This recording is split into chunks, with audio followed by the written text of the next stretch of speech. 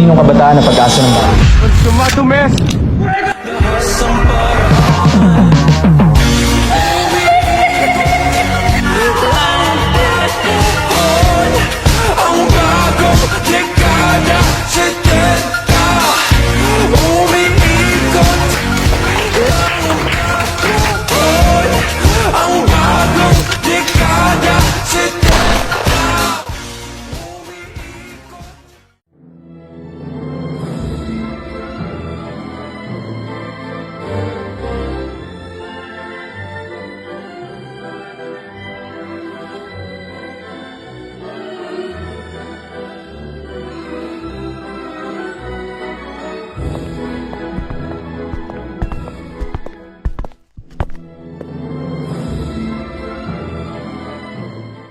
Mga kaibigan, isang marangal na gabi, isang mahalagang panauhin na bumalik sa ating bayan. Si Ginoong Crisostomo Ibarra.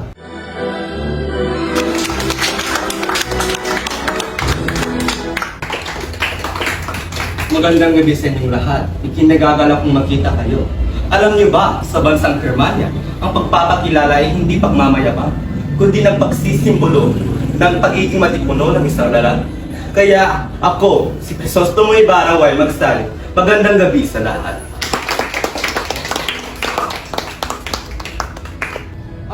Si Crisostomo Ibarra, ang binatang nagpapakaligaw sa Europa. Aba, Padre Damaso, ang Europa ay hindi lugar ng layaw, kundi isang paralan ng kaisipan. At ano naman ang natutunan mo doon, Ginoong Ibarra? Abay, marami akong natutunan doon. Isa na rito kung paano mundan ng bansa gamit ang kapayapaan, pagkakaisa at edukasyon. Naniniwala ako na ang bansang puno ng edukasyon ay hindi madaling mapabagsak at maaapit. Dahil ang bansang puno ng kaisipan ay hindi madaling mapapabagsak.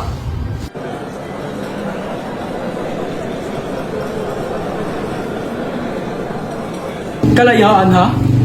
Ang isang bansa ay nangangailangan ng gabay, hindi ng kayabangan. Ano ang silbi ng karunungan kung ito'y lumalampas sa utos ng Diyos at ng simbahan? Ngunit Ginoong Ibarra, alam mo ba kung ano ang nangyari sa iyong ama? Anong iyong ibig sabihin, Teniente Guevara? Wala kang dapat aalahanin. Ang nakaraan ay nakaraan. Huwag mo nang balikan ang hindi mo na mababago.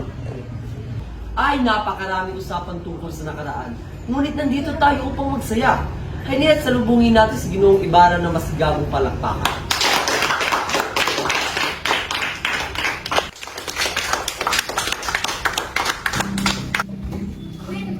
Nabalik na ako sa bayan ko. Ngunit ano ang nasa anino? Sa ilaw ng pag-asa, may kadiliman ba naghihintay sa dulo?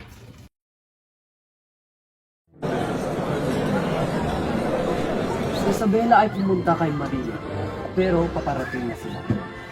Lumipas na pala ng 7 taon ng iyong paglakbay, kaya kami ay nagagalak din sa iyong pagbalik. Nagagalak ko din na makita kayong muli. Nais ko magpatayo ng paralan dito bilang alala sa mga yumao kong mga magulang.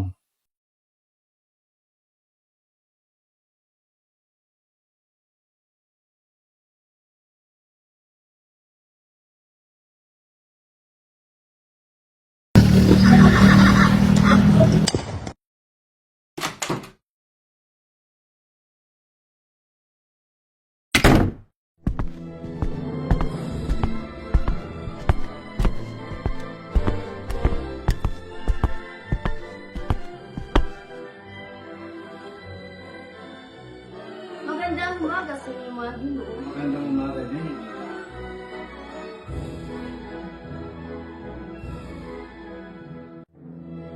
Kalain ba naman ninyo na kung si Clarita ay munti ka ng madapanan dahil sa pagmamadali? Mauna muna kami dahil may mga iba pang bisita na dapat asikasuhin. Well, maiwan ko muna kayo.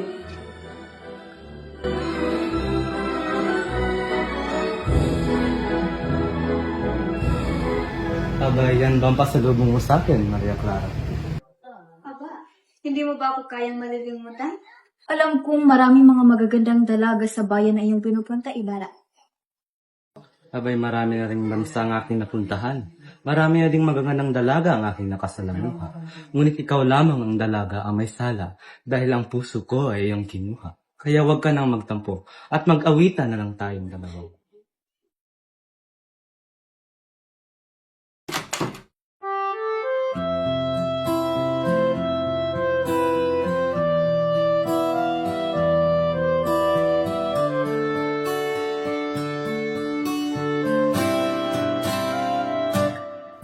Tungalan ko marana para sa dalaga.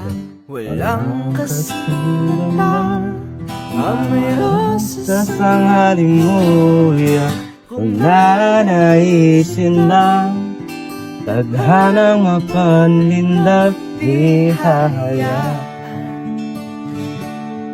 mawala pa. Ang dati tamis ng pagsasama lang sana Naanapanap Basta ko dalawa ako na lang ang natira. Sana'y magkita pa Marinig pa ba? Tandang aking mag-isa Basta Kasama kita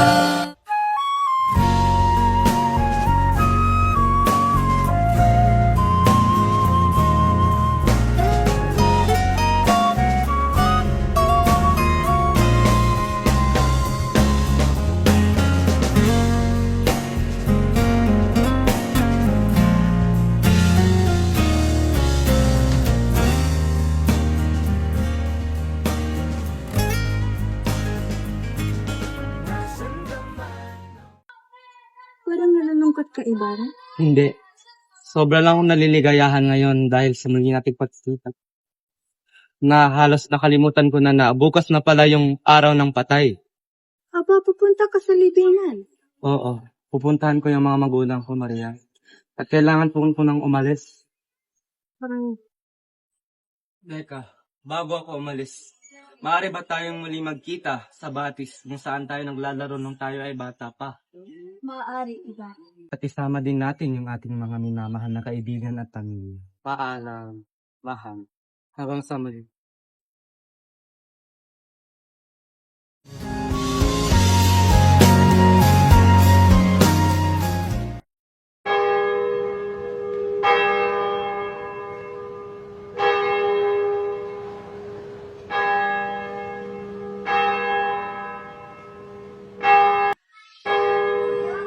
Naku, Crispin! Mali ang pagkakatunog ko ng kampana. Magpapagalitan ako ni Padre. Ano ang gagawin natin? Pinagbibintangan pa tayo na magnanakaw. Ganito na lang ba tayo palagi? Nais ko nang kumain ng luto ni Inay. Nais ko nang umuwi. Huwag kang maglala, Crispin. Lilipas din to. Magkakauwi din tayo. Walang uwi. Walang uwi. Ngunit, Padre! Manahimik kayong dalawa. Ikaw, Basilio, mali ang iyong pagkakatugtog ng kampana. At kung hindi nyo isasauli ang iyong mga ninakaw, hindi ko kayo papauliin. Wala po kaming ninakaw. At sumasagot ka pa, ha? Mga gwardya!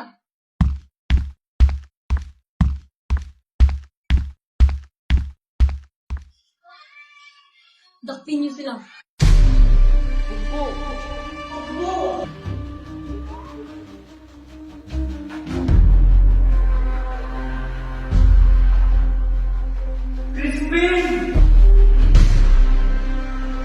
Iwan mo na ako, Basilio.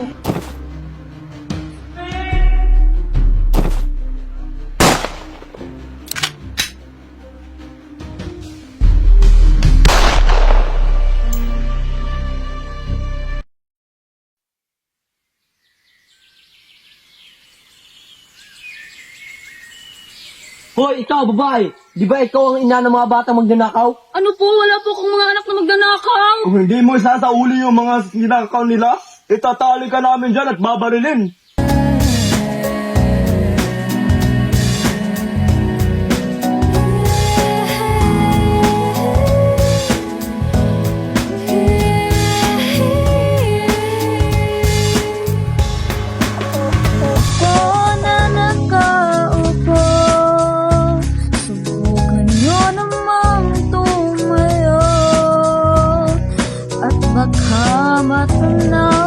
Baka matanaw ninyo ang tunay na kalagayan ko.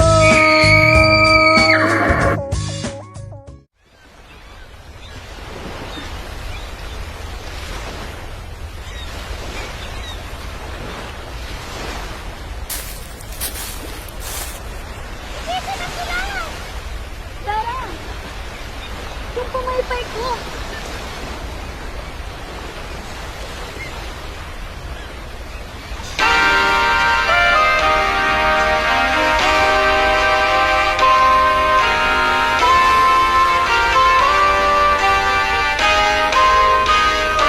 Gusto kitang isayaw ng mabagal.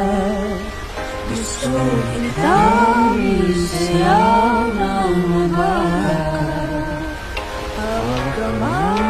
Hawak kamay, pikit mata, sumasabay sa musika.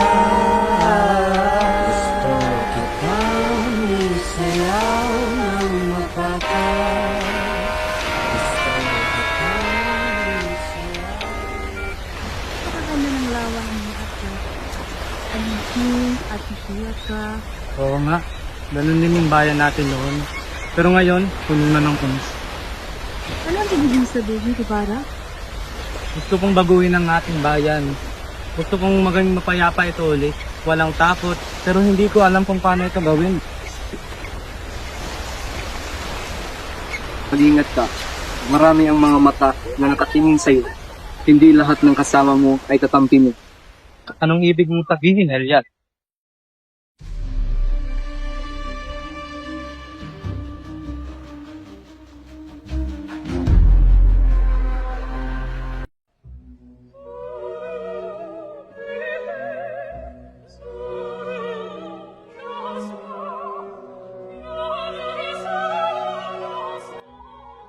Tingnan niyo mga kaibigan, ang kinang ng diamante ko. Akin na rin. Saan mo nabili yung sayo? Akin na rin. Akin naman ay sa Spain. Wow, ganda.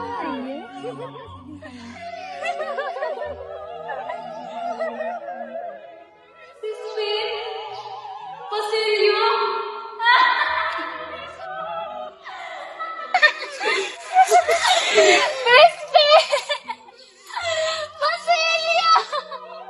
Aba, sinong pasangsisyo na ito na naglakad sa gitna ng ating daan?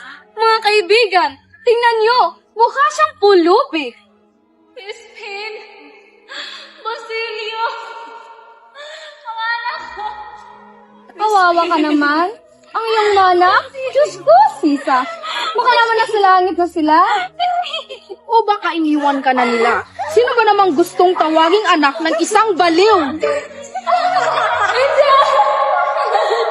Mahal ng mga anak ko. Mahal? Ang mga mahihirap ay walang karapatang magmahal. Ang mga mahirap ay walang halaga. Wala kang halaga.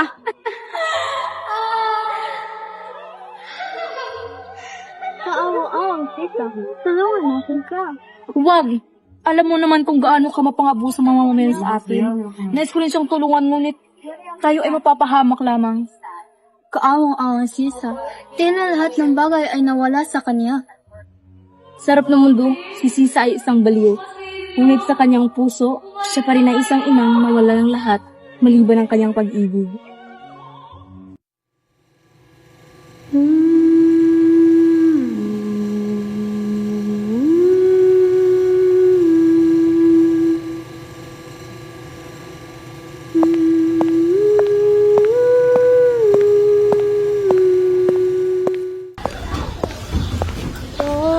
Anak, may masama akong balita.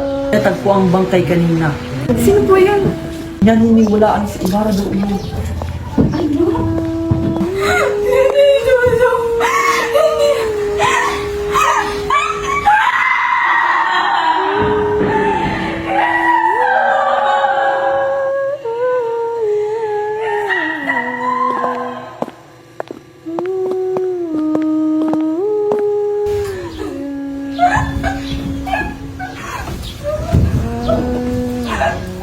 Tanga na ano?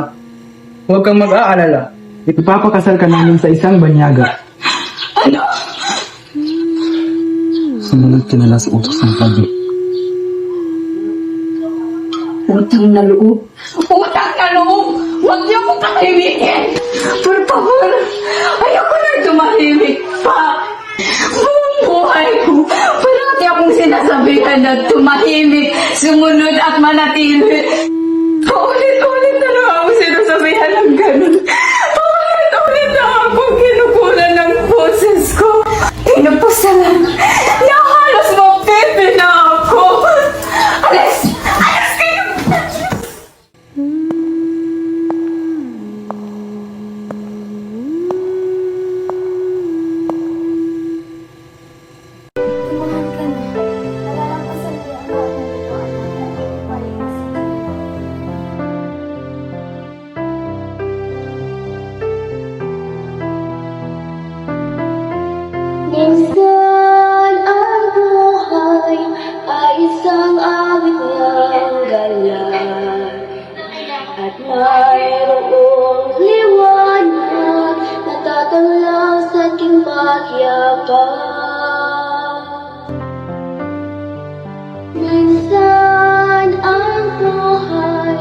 ay isang awit na buhay. At siya'y papawi nito ay ang pag-asa ng umaga. At kahit anong tindihan, kahit anong tindihan, silip, may isang inang nagmamatiyak, nagmamahal sa atin.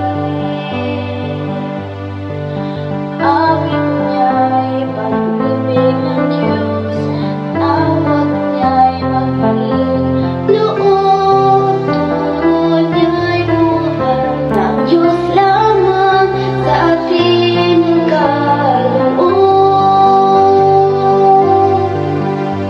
Uwi ng mahal, narito kami, awit-awit ang Ave Maria, at dalangin ng bawat pamilya, kapayapaan pagkakaisa.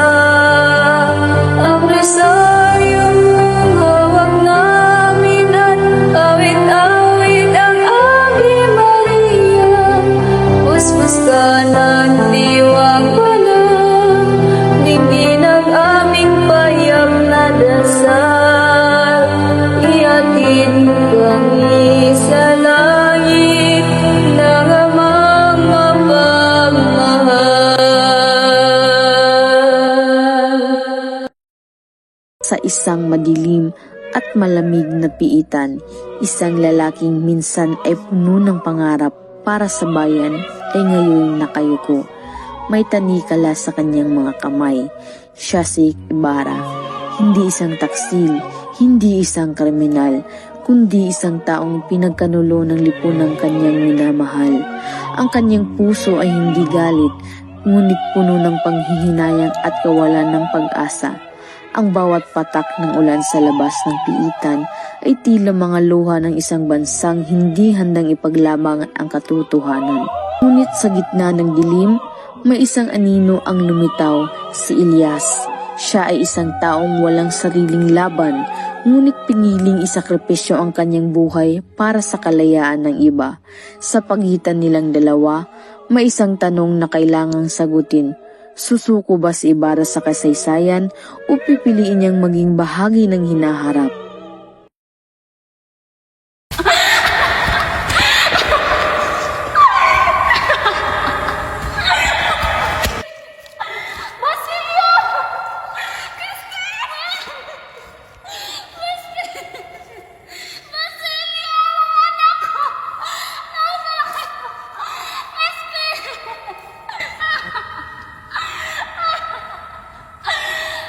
Aking Christine, ang Basilio,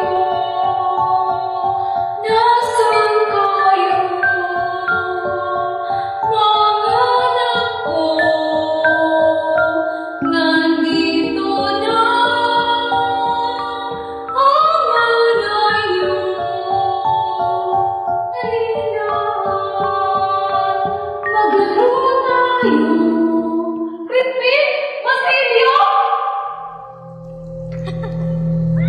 Basilio! Crispin! Basilio! Crispin!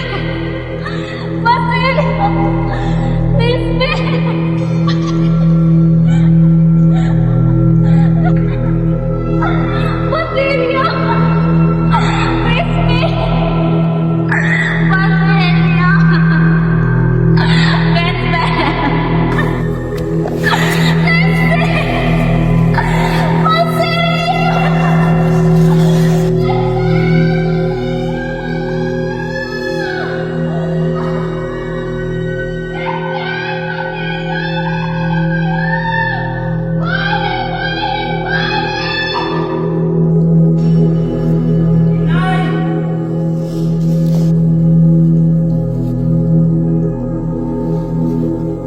Basilio, buhay ka?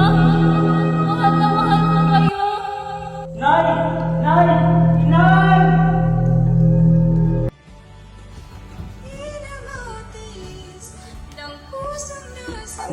Maria?